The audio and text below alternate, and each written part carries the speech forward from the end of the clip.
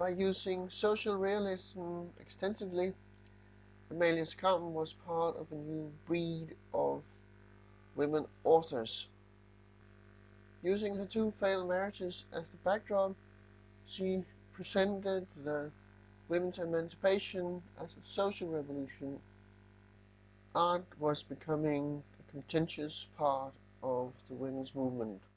One of the first initiatives taken by DKS was the establishment of a drawing school for women, and this was headed by Charlotte Klein.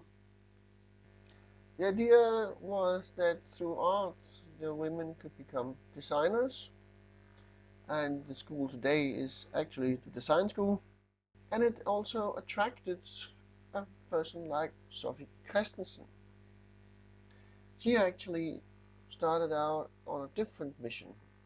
She had been attracted to woodworking and wanted to become a teacher in that field, and knowing that Marie Brausing had founded a scholarship, she applied there to become a teacher and got the reply, "Why don't you become a carpenter?"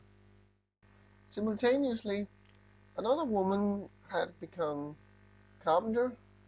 Her name was Katrine Horsbøl, and she had taken an apprenticeship in South Jutland and had been traveling as a journeyman in France. And on reaching Copenhagen, she wanted to become a carpenter in her own right. And thanks to the philanthropy of the Birgitte Barner, there was a home who could take her in. And the woman who told them that they should not just be teachers but become carpenters were the Dr. Amy Kamp. A bit of a trailblazer herself, she was only the fourth female medic in the country. She was on the board that decided who got the scholarships. Another handy woman that had been backed by Emilie Kamp was Karen Hansen.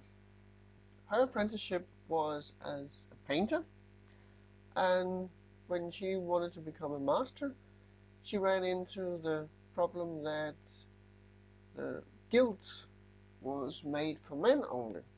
So they had to change the statute, and thereby she became the first woman in Denmark to be accepted in a guild. Another type of painter was Bertha Wegman.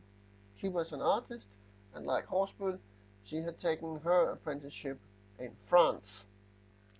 On returning to Denmark, she applied for, and after a bit of struggle, was accepted into the Academy of Arts as the first woman at all.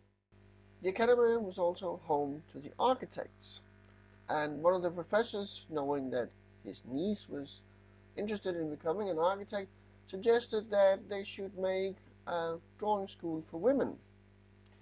He knew fully well that he would never get women admitted to the men's drawing school, but even this compromise of then making a separate school didn't fly.